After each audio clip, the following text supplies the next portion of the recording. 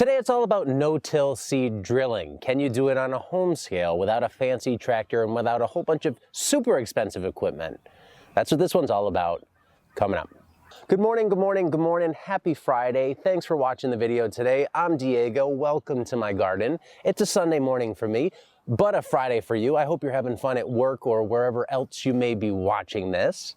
If you watched last week's video, I harvested the first cover crop from all these beds. I did it manually, meaning I cut the tops off, composted them, and I left all the roots in the ground. So all that biomass is still sitting below the surface. The big question is, can you direct seed into all that biomass? I had pretty tight row spacings here. I was alternating every other row of mustard and radish. Those roots are still in the ground, and the thought is, can I get a seeder through them, or is the seeder gonna wanna snag and jam up as it goes down the field? I think it's gonna work. Let's find out how I'm gonna go about doing it. To do the seeding today, I'm gonna be using the JP1 Speed Seeder. This is the best seeder out there for direct seeding into the field. It's really the industry standard when it comes to market gardeners, and I think homesteaders should consider getting one of these too, because you can use it for most of your vegetable crops and all of your cover crops as well. It's extremely versatile. Whenever you get a JP1 from someplace like Paper Potco, my company, or somewhere else, it comes with a standard size shoe. This is the standard size shoe. This is what it looks like. It's about 1.25 inches wide. This is what actually goes below the surface and plows a path, and the seed drops down right in here. So as you push the seeder, this opens your furrow, your seed drops down, and this little closing shoe closes the furrow as you go down the field. When you push this down though, if there's any biomass on surface, if there's any biomass below surface, it can want to snag. It's really wide. It's more of a blunt instrument. It works really well in soil that's relatively free of debris, but if you have surface debris or subsoil debris, you're going to need to change your game. And this is how Jang changes the game. Technical difficulties. But if you want to try doing a no-till type system, which is what I'm doing, you're going to have to change up the game and you're going to have to change your equipment a little bit. Here's how you can do that with the Jang. What I have on here is the double disc opening shoe. So you have two discs, almost like pizza cutters, here mounted in a triangular position. They're somewhat sharp, so they will cut through surface debris, they'll cut through roots, plowing a path. They're much thinner. They're not going to get hung up on big things. So instead of you pushing this through the surface this way and having roots get caught, you get these two blades that go through the surface, cutting anything on surface and trimming anything below surface. And then the seed simply comes down and comes out right here. So these open the furrow, seed comes out, this closes the furrow. That's what I'm going to be using, the double disc opening shoe. All right, let's get seeding. Broom, broom. Look at it go down the row. There doesn't appear to be any snagging on surface or below surface. Oops, we are at the end of the row. Look at the technique on the turn. Not perfect, but functional. Here we come right back at you. Oh, seeding as easy as butter. Look at the seeder go. It is bucking a little bit from side to side as the wheels want to go the other way, but the seeder itself is not binding up. And despite the look on my face, I'm actually not pushing very hard. Now let's take a closer look at how the double disc opening shoe and the standard Jang shoe compare going through debris. And to do that, we're gonna have some fun and head to the kitchen. Here's the standard shoe that comes with the JP1. It works great, but if there is any debris below surface or on surface, it can be tough plowing through it. This is a brute force method of cutting a furrow. The double disc opening shoe uses a much more finesse method of cutting a furrow. The two discs simply cut through any debris above or below surface before gently pushing it aside, leaving you with a clear furrow to seed into. Looking at the two opening shoes from the front, you can see the clear difference. One is just going to plow, where one is going to cut before it ends up plowing. Now, let's try them out and see what we can actually cut through with both of these shoes.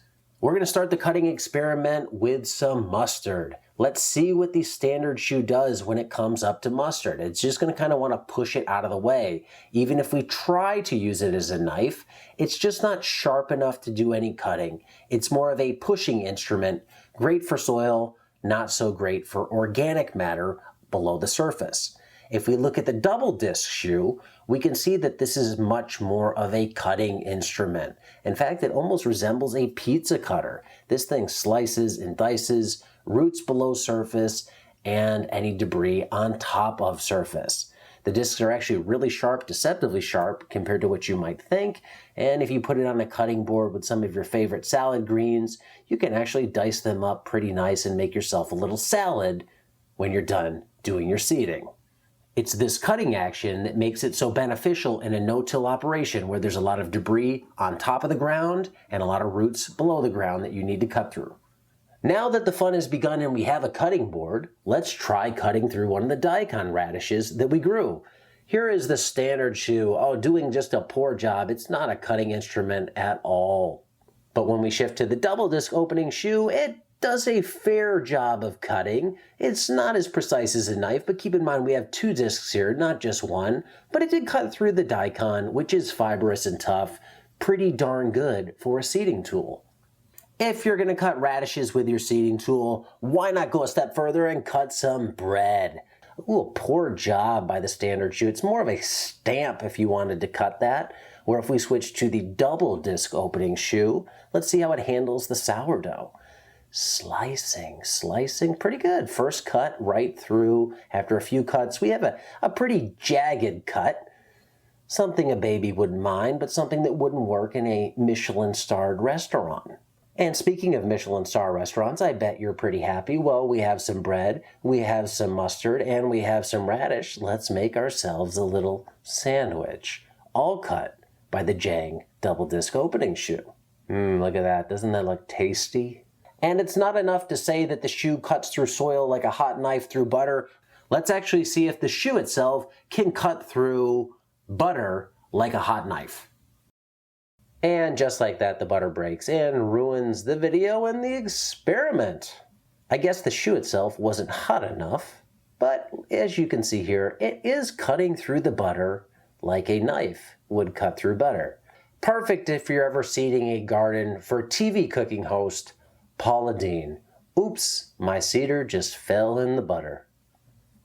It dices greens, it slices bread, and it breaks through sticks of butter, and it seeds your crop. It is the Jang double disc opening shoe. Would I get it? Overall, I think this shoe on the JP1 works great. For me, I'm going to be leaving this shoe on the Jang for the foreseeable future. I don't ever see myself going back to the original Jang shoe. I just don't think I'm going to need it. This does everything that the normal shoe does, plus more. At the end of the day, the shoe itself costs about $140. That's on top of the seeder itself. Is it worth it? It really depends. Here's how I would approach this. If you're interested in getting a Jang JP1, get it with the normal shoe on it. That's what it comes with. Try it in your system.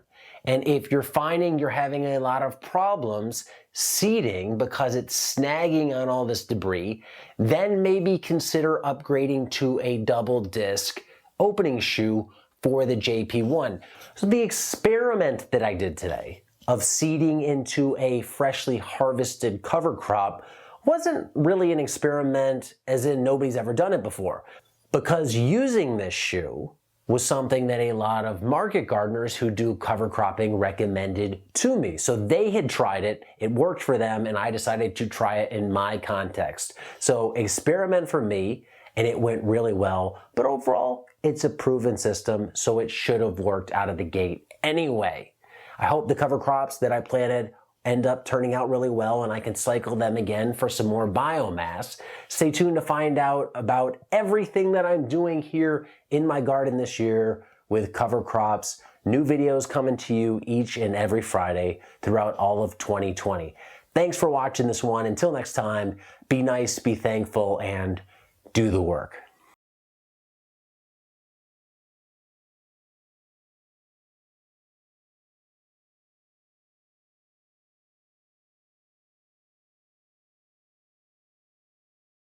beware of the double disc.